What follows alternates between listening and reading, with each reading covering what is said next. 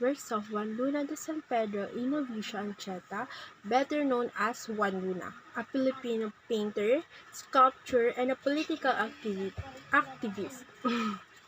So, he became one of the first recognized Philippine artists. So, bago yon, onting kwento lang about dun sa pagpunta namin doon. So, 'di ba, sumakay kami ng jeep noon, then bumaba kami sa Philippine Museum of Fine Arts, then bumaba kami doon, pero hindi namin naisip agad na ayun na yon. Pero so ayun na nga, dahil medyo lag pa yung utak na medyo na slow yung utak namin noon, na hindi namin naisip na o nga pala arts yun, wait lang. Na painting pala yun, saglit. Parang gano'n. Hindi na namin naisip yun. Tapos ayun, pumunta pa kami dun sa sa Philippine Museum of History. Parang gano'n. Tapos sa history siya, may history. Tapos mabuti na yung kaklase namin, chinat ako na hindi doon pala sa fine arts, kasi nandun na sila nung time na yon. So, maaga pala kami pumunta noon kasi mapasok pa kami ng 1 PM. So, inagahan talaga namin para makapunta kami doon. Then, ayun na nga, pagdating namin doon, medyo antay kami onte. Then, mga 20 minutes lang siguro yung pag-aantay namin. Then, nag-open na sila. Then, pumasok na kami. Then, hindi naman sobrang dami nung pumunta kami lang. Pero, meron mga ibang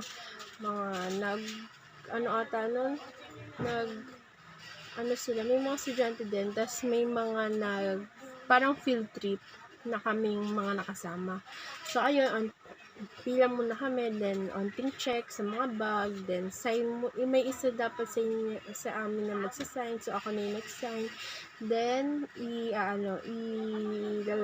ilalagay namin yung mga bag namin, yung mga gamit. Then, nung pagpasok na namin, una namin nakita is yung spolarium ni Juan Luna. Grabe, parang hindi ko na-imagine nung time na kinukwento para lang sa amin nung prof namin sa Riahis, yung kung gaano kalaki yung spolarium na ginawa ni Juan Luna. Parang hindi ko talaga na-imagine na ganun, sobrang kalaki. Parang 3 tao yung tangkad, tapos yung haba. 3 tao na matatangkad. Tapos parang grabe, hindi ka maniniwala isang tao lang yung gumawa nun. Ganun kalaki. Parang, wah! Ginawa niya lang isang. Siguro kung ako yung gumawa na parang 2 taon kung matapos. Tapos, ayun nga, parang nakaka-elib ba yun? Parang nakaka-amaze lang si Juan Luna dahil sa yung palang nakikita namin, pero grabe, na-amaze na kami na sobrang parang may speechless ka nung nakita mo, parang wow. Parang gano'n, promise. Parang gano'n yung mararamdaman mo. Tapos maano ka sa kanya, ano ba tawag dito? Sobrang ma-amaze ka sa kanya kasi sabihin mong yun yung painting na yun, diba?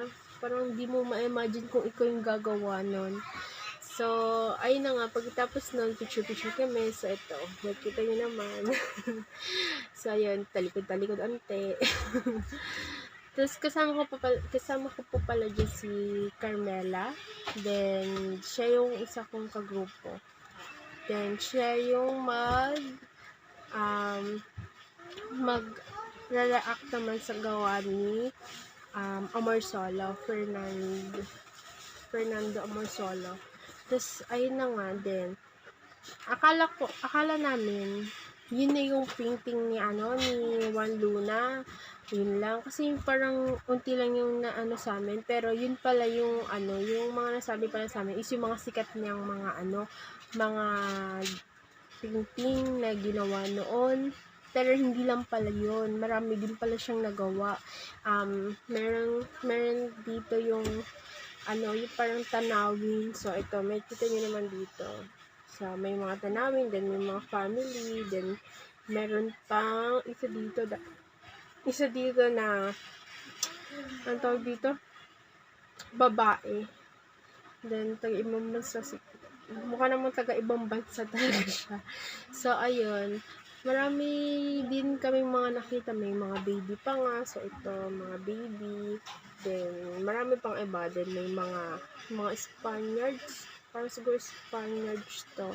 So, ayun. Basta marami siyang mga na-drawing pang iba. Then, hindi lang yan. Basta may kita nyo. Papakita sa inyo pagkatapos ito. Then, ang masasabi ko lang is sobrang, hindi ako professional pero makikita mo naman sa mga drawing niya. Sobrang detalye yung mga pinipaint niya. Sorry. Nabubulit pa ako, sorry. Sobrang grabe lang talaga yung kung makikita mo man sa personal. Kasi hindi ko siya ma-imagine na makikita ko rin pa siya sa personal. So, ayun, thank you sa prof namin. Meron akong nagawang mga katuturan. May napuntahan akong talagang grabe. Ma-amaze talaga ako. So, ayun. So, pagkatapos ito, papakita sa inyo yung mga picture namin kasama yung mga works mga na-paint ni Juan Luna. After nun,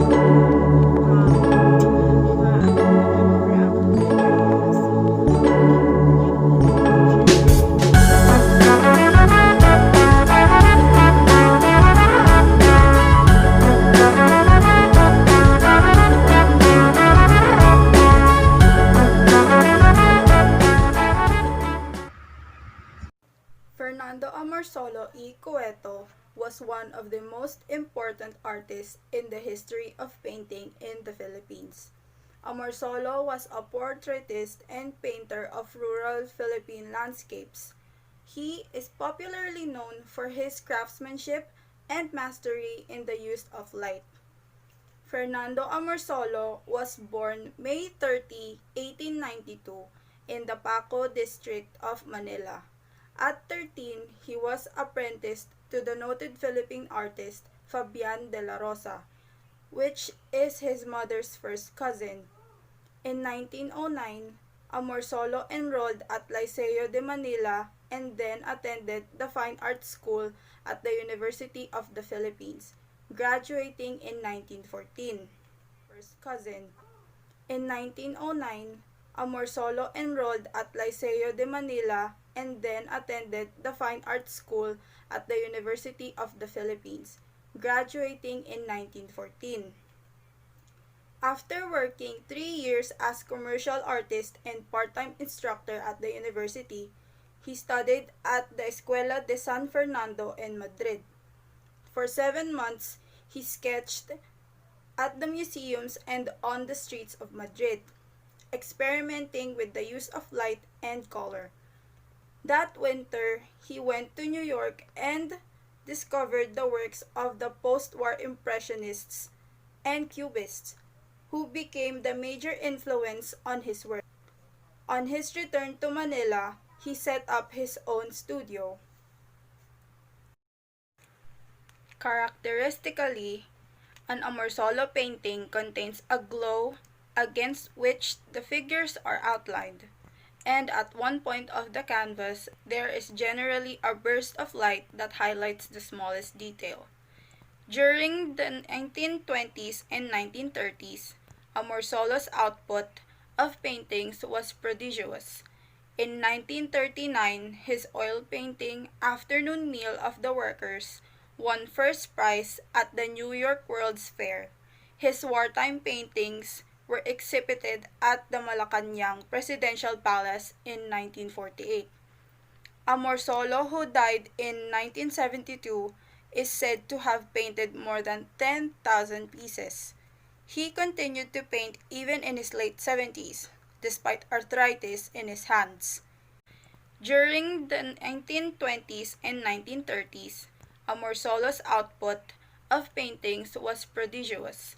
In 1939, his oil painting Afternoon Meal of the Workers won first prize at the New York World's Fair.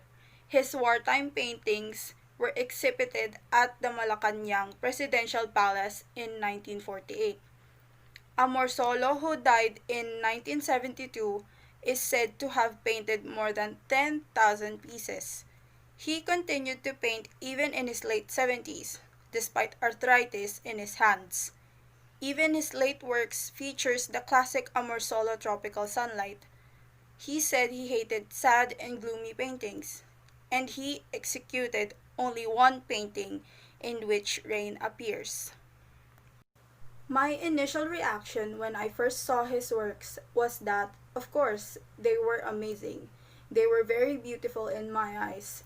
And also, there is an exhibit where it shows how he became an artist, from simple scribbles on paper when he was younger to sketches of humans and nature in his time.